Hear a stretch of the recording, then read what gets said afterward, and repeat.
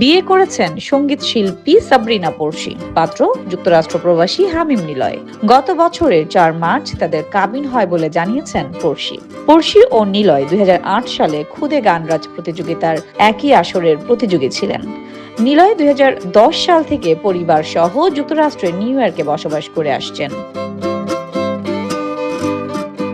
গত বছর নিলয়ের পরিবার বাংলাদেশে আসে। সে সময় পড়শি ও নিলয়ের পরিবারের সদস্যরা তাদের বিয়ের বিষয়ে কথা বলেন। দুই পরিবারের ঘনিষ্ঠজনদের উপস্থিতিতে তাদের বিয়ের কাবিন সম্পন্ন হয়।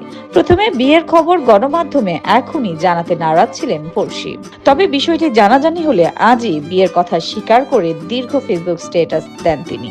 গান ও অভিনয় করছেন পড়শি। বিশেষ করে কোনো উৎসব আয়োজনে তার ব্যস্ততা বেড়ে যায়। কয়েক বছর ধরে ঈদ নাটকে তাকে দেখা যায়। নিজের ইউটিউব চ্যানেল থেকে নিয়মিত গান প্রকাশ করেছেন তিনি। গত বছর তার গাওয়া কথা একটাই গানটি বেশ শ্রোতাপ্রিয়তা পায়। এতে তার সহশিল্পী ছিলেন ইমরান মাহমুদুল। এছাড়া সম্প্রতি নাটক প্রযোজনার ঘোষণা দিয়েছেন এই তারকা কণ্ঠশিল্পী। একটি রিয়েলিটি শো এর মাধ্যমে গান গেয়ে সর্বমহলে পরিচিতি লাভ করেন সাবরিনা পড়শি। এরপর একে একে দর্শকদের উপহার দিয়েছেন অনেক সুপারহিট গান। দেখতে দেখতে গানে গানে পেরিয়ে গেছে তার ১৬ বছর। বর্তমানে স্টেজ শো ও নতুন নতুন গান নিয়ে বেশ ব্যস্ততা তার।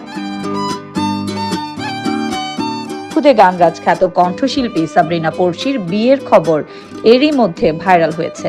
প্রেমের সম্পর্কের পর গাঁটছড়া বেঁধেছেন খুদে গানরাজের আরেক নিলয়ের সঙ্গে। জীবনের নতুন অধ্যায়ে একে অন্যের হাত ধরলেও শুরুটা প্রতিযোগিতার মাধ্যমে হয়েছিল পড়শি নিলয়ের। ২০০৮ সালে পড়শি নিলয় দুজনেই খুদে গানরাজের একই আসরের নাম লিখিয়েছিলেন। ওই আসরে প্রতিযোগিতাকালীন নিলয়ের কণ্ঠ বেশ সাড়া ফেলে। তার গাওয়া কয়েকটি গান পায় জনপ্রিয়তা। তবে প্রতিযোগিতাকালীন নিলয় নাম করলেও পরে শ্রোতাদের মন জয় করেন পড়শি। অসংখ্য জনপ্রিয় গান দেন উপহার। ততদিনে শ্রোতাদের স্মৃতি থেকে ম্লান হয়ে যায় নিলয়ের নাম। কেননা ২০১০ সালে বাবা মায়ের সঙ্গে যুক্তরাষ্ট্রের নিউ ইয়র্কে চলে যান নিলয়। তবে সঙ্গীতের সঙ্গে দূরত্ব তৈরি হলেও একই আসরের প্রতিযোগী পড়শিতে আটকে যান তিনি। একে অন্যের মনে দোলা দেন তারা। শুরু হয় প্রেম। গত বছর নিলয়ের পরিবার বাংলাদেশে আসে।